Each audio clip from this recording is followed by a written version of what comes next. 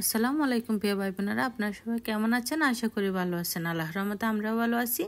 আজকে আরেকটা নতুন ভিডিও নিয়ে চলে আসলাম।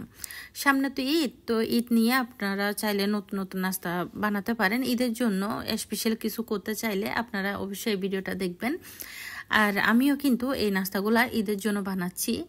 তো এখানে আমি নাস্তা বানাবো, এটাকে নারকেলের ফুরি বলতে পারেন বা অন্য ডিজাইনেরও বলতে পারেন, সেটা সমস্যা নাই। আমি কিন্তু নারকেল দিয়েই একটা নাস্তা বানাবো।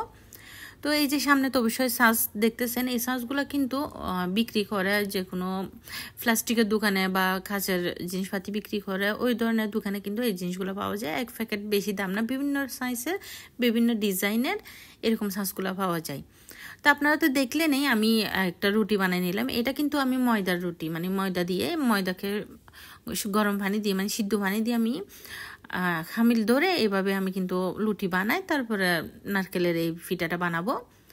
তো এই যে দেখেন আমি খুব সুন্দর করে বানিয়ে নিচ্ছি, মানে কোনো ঝামেলা ছাড়াই কিন্তু ছাঁচের সাহায্যে খুব সুন্দর করে কিন্তু এই নাস্তাটা আমি বানিয়ে নিচ্ছি।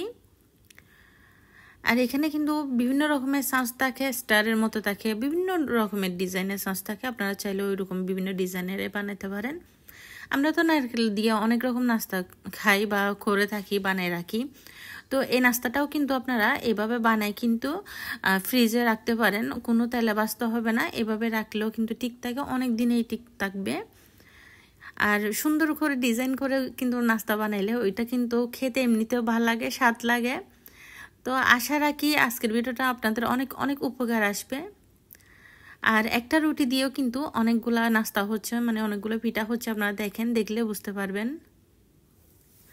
আর আপনাদের যদি আমার ভিডিওটা ভালো লাগে, লাইক কমেন্ট শেয়ার করবেন, আমার চ্যানেলটা সাবস্ক্রাইব করবেন, পাশে থাকা বেল আইকনটা অবশ্যই বাজিয়ে দিবেন, যেন আমার নিত্য নতুন ভিডিও ছাড়ার সাথে সাথে আপনাদের কাছে নোটিফিকেশন চলে যায়। আমার ফেসবুক পেজ থেকে দেখে থাকলে আমার ফেসবুক পেজটাও ফলো করে দিবেন।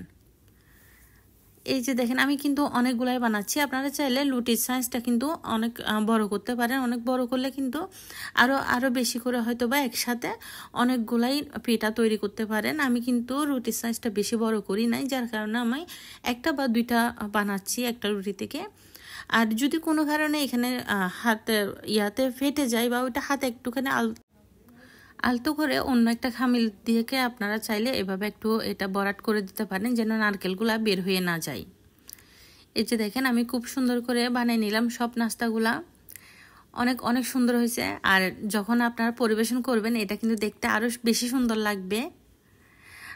এই যে দেখেন অনেক ভালো লাগতেছে, কিন্তু খেতেও কিন্তু অনেক সুস্বাদু হয়েছে। আমি আপনাদেরকে দেখাচ্ছি। আর আজকের মতো আমি এখানেই বিদায় নিচ্ছি। সবাই ভালো থাকবেন, ধন্যবাদ।